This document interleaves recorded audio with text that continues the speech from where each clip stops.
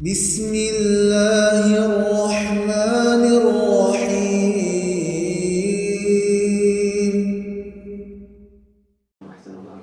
The fifth condition of the Salāh is najasa, removing filth.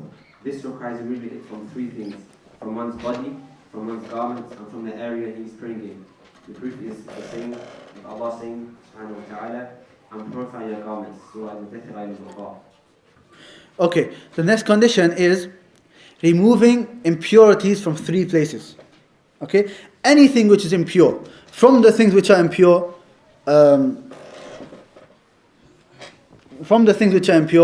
you have pig, you have dog. They say if a dog is dry and your hands are dry, you can pat it. However, if you're wet or the dog is wet, then you shouldn't touch the dog. Why? Because that impurities can come onto you. Or especially the saliva person, he said, إذا ولغ القلب في إناء أحدكم فليغسله سبعا. If a dog licks one of your utensils, one of your bowls, then make sure you have to wash it 7 times. That shows that it is impure. There's dog. There's also urine, blood, according to those that say it's impure. Alcohol, according to those that say it's impure. What else is impure? Also, the urine and feces of those animals which you are not allowed to eat.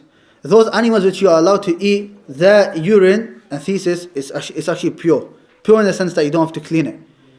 Okay? So for example, a camel urinates, the urine of a camel is pure. That's why Prophet ﷺ, he told some of the Sahaba who had a certain disease to drink camels' urine. However, an asad, an animal for example, a lion for example, if that urinates, then that is impure. So all of these things which are impure, and most of these things are known to the person, you have to clean it from 3 places. So 3 things which have to be cleaned. إزالة النجاسة من 3. من البدن, from the body. You can't have any impurities on any part of your body. والثوب, and also from your clothes. And والبقعة, and the place of prayer. And the place of prayer here is referring to where you're standing until the place of sujood. So let's say I'm praying here, and meter to my right, there's alcohol, there's urine, for example. Can I pray Salāh here? You can, because that's on the side, that's not the place where you are praying. The place of prayer is from your feet until you're at the place of sujood. And then he makes a dalil, وَثِيَابَكَ فَطَاهِرْ, and cleanse your garments. There's 2 tafsirs for this. The most correct tafsir for this is actually not the thawb, it's actually clean your actions from shirk. And that's mentioned in Salāh, طَاهِرْ أَعْمَالِكَ عَنِ shirk. However, it could also mean this meaning. A masala I want to talk about is what happens if you have doubt if you have impurities on you or not. What do you do? And take this qaida in the religion. Okay? This is from the qaida al-kubra, which is al-yaqeen la yazulu bil-shak. That certainty is not taken away by doubt. This is what this basically means. If you are certain of something, and then you have a doubt about something, you don't look at the doubt. Just forget that doubt. For example, right now I am 100% certain my thawb is pure. It's clean. Then, after a bit I have doubt. You know what? Let's say I saw a baby next to it, and I knew he was urinating. But I have doubt. Did he urinate on my thawb or not? What are you certain? You are certain that it's pure. You have doubt if there's najasa, if there's impurity on it. So what's the ruling? It's pure. You don't look at the doubt. Doubt. Same way outside. Let's say you see a puddle of water. A puddle, rainwater is pure, but you saw a dog go around it. Now you're not sure. You're not sure if a dog has licked it. Okay, but you saw a dog around it. What's the ruling on that water? It's pure because you are sure that it's pure. You're doing tawaf. You know for certain you've done 6. You have doubt, am I on the 7th? What's the ruling? You're on the 6th one. In Salāh, You know for certain you've done 3 raka'at, you have doubt if you're on the 4th one. Which one are you on? You're on the 3rd one. However, for salah, what do you do at the end? You do sujood sahu. That's if it's a doubt, 50-50. If you're 90% sure I'm on the 3rd one, then you carry on, and there's no sujood sahu. Sujood sahu is only when you have doubt, and it's 50-50. If you're 80-20, for example, then you carry on. And that's called assumption. It's called adhan. Because generally in the religion, these matters, you cannot be 100% that you're on this. You can be 99, 95, 90%, but that all comes under adhan. Now I'm carrying on. The 6th condition of as-salah, satru al-awra, covering the awra. The people of knowledge have unanimously agreed that the prayer of the one who prays naked while having the ability to clothe himself is invalid. The boundaries of the awra of a man are from his navel to his knees. Sorry?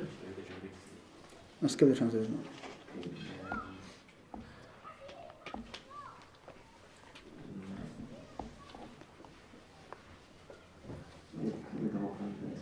Okay, read it. The translators note, a man must cover his shoulders in his prayer as well, based on the hadith of Abu Hurairah radiallahu anhu, in which the Prophet sallallahu alayhi wa sallam said, none of you should pray in a single garment with no part of it being over his shoulders. Bukhari Muslim. And the same applies to a female slave. As for a free woman, all of her body is awra except her face. But the translators note, in prayer, a woman must cover her whole body, while the exception of her face and hands. Her dress also must be wide enough to cover the upper part of her feet. Yeah.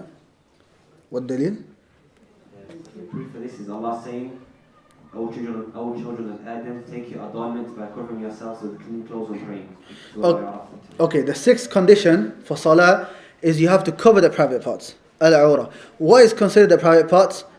Islamically, you have to look at Islamically what is considered the private parts. So he said, what's the delil for this? Ijma'. He mentions that there's ijma' from the one who prays without covering the private parts and he has the ability to cover it. Person doesn't have the ability, then that's a different story. But everyone here, alhamdulillah, has the ability to do it. And this you have to be very careful. As we're going to mention now, he says the awra of a man is from his kneecaps, including his kneecaps, until his navel, till his belly button.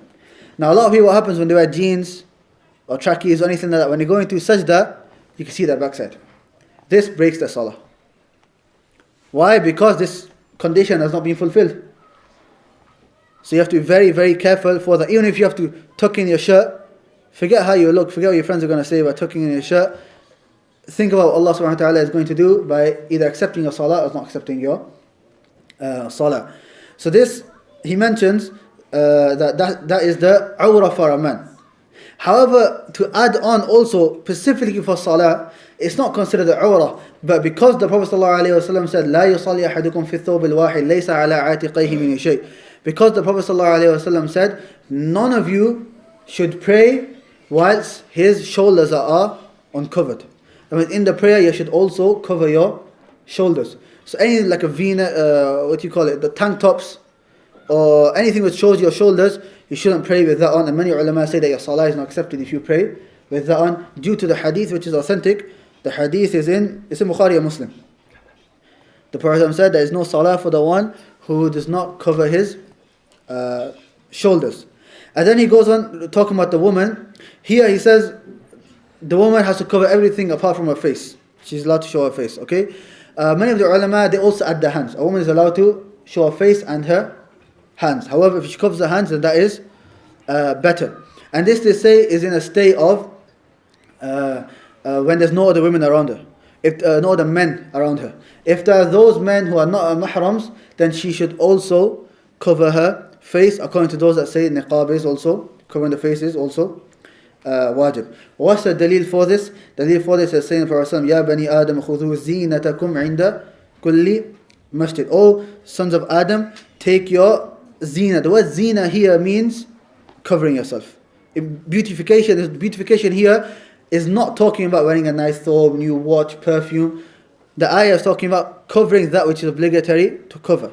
That's the main meaning of the ayah. And it could also be taken that also wear nice clothes, what is known to the people. Because now you're coming to a meeting between you and Allah subhanahu wa ta'ala. And what's sad, you'll find people, when they go to a business meeting, they'll wear nice clothes.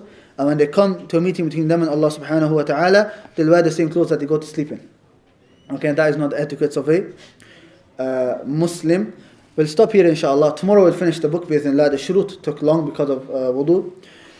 Just remember me tomorrow that I missed out one thing, which is talking about doing masah over the socks. So before we start, and I mentioned that, and we'll carry on from here inshallah. سبحانك اللهم وبحمدك أشهد أن لا إله إلا أنت أستغفرك وأتوب إليك.